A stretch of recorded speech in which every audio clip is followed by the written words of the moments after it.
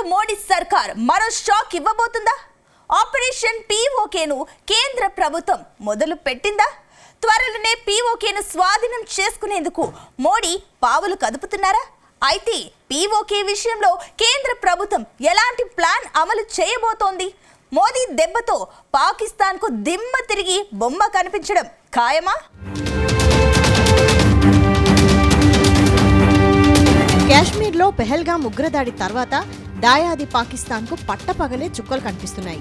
మన దేశ పౌరులపై విరుచుకుపడిన ఉగ్రముఖలపై భారత జవాన్లు విరుచుకుపడ్డారు. అంతేకాదు పాకిస్తాన్ భూభాగంలోకి వెళ్లి నూర్ఖాన్ ఎయిర్ బేస్ ను మట్టి కుప్పగా మార్చేశారు.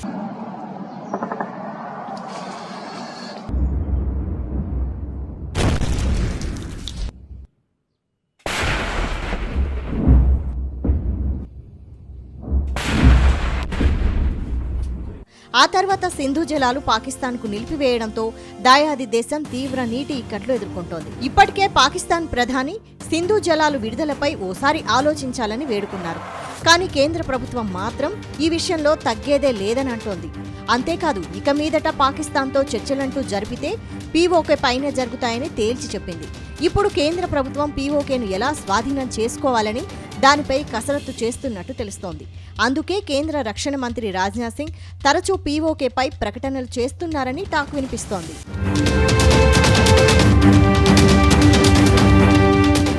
తాజాగా బీహార్లో పర్యటించిన ప్రధాని మోడీ ఆపరేషన్ సింధూర్ కొనసాగుతుందని ప్రకటించారు.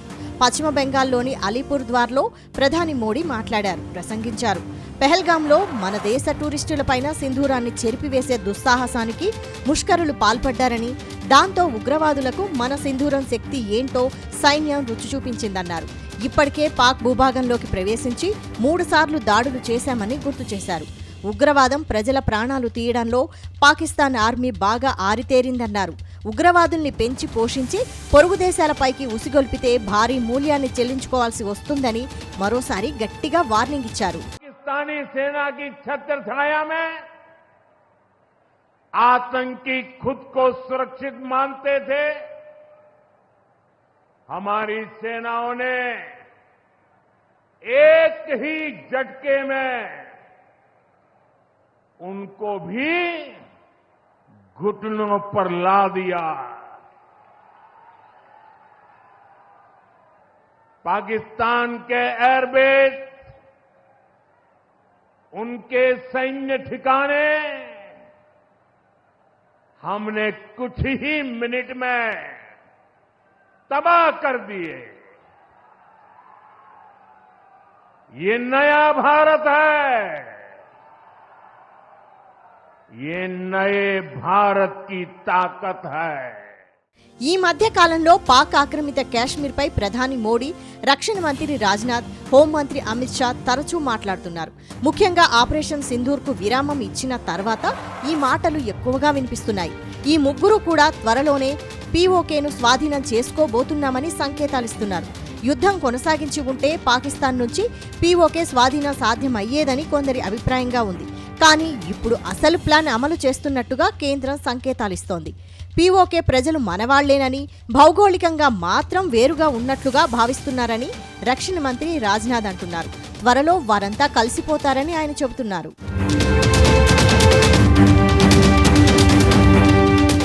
అయితే భారత్ నుంచి రియాక్షన్ చూసిన పాకిస్తాన్ మేకపోతు గాంభీర్యాన్ని ప్రదర్శిస్తోంది. అందుకే ఆ దేశ Pakistan army chief field marshal Asim Munir భారత్పై నోరు పారేసుకుంటున్నారు. సింధు జలాలను ప్రస్తావిస్తూ పాకిస్తాన్ నీటి సమస్యపై రాజీ పడేది లేదని గొప్పలు చెప్పుకున్నారు. పాక్ ప్రజల 24 కోట్ల మంది ప్రజలతో ముడిపడి ఉందన్నారు. పాకిస్తాన్లోని యూనివర్సిటీల విద్యావేత్తలతో మాట్లాడుతూ ఈ కామెంట్స్ చేశారు. పాకిస్తాన్కు నీరు అనేది రెడ్ లైన్ అన్నారు. పెహల్గాం ఉగ్రదాడి తర్వాత సింధు జలాల ఒప్పందాన్ని భారత్ నిలిపివేయడాన్ని ప్రస్తావిస్తూ ఈ చర్యను యాక్ట్ ఆఫ్ వార్ గా చెప్పుకొచ్చారు.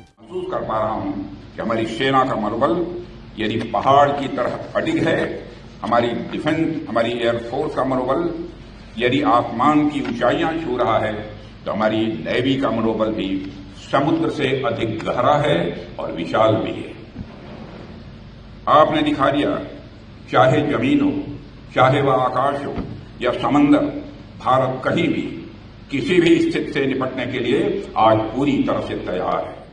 ఈ క్రమంలోనే రక్షణ మంత్రి రాజ్నాథ్ సింగ్ ఐఎన్ఎస్ విక్రాంత్ను సందర్శించారు. ఆ తర్వాత ఎయిర్ ఫోర్స్ అధికారులను కలిసి ఆపరేషన్ సింధూర్లో అనుసరించాల్సిన వ్యూహాలపై వారితో చర్చించారు. ఆపరేషన్ సింధూర్ సమయంలో భారత నావికాదళ బృందానికి ఐఎన్ఎస్ విక్రాంత్ నాయకత్వం వహించింది. దీనిలో డిస్ట్రాయర్లు, స్టెల్త్ గైడెడ్ మిస్సైల్ ఫ్రిగేట్లు మొదలైన 10 యుద్ధ నౌకలున్నాయి. పాక్ ఉద్రిక్తతలను మరింతగా పెంచిన పక్షంలో భారత నావికాదళం యుద్ధ నౌకలను మాత్రమే కాకుండా భూ లక్ష్యాలను కూడా టార్గెట్ చేసుకుంటుందని ఈ మొహరింపు పాకిస్తాన్కు స్పష్టమైన సంకేతమిస్తోంది.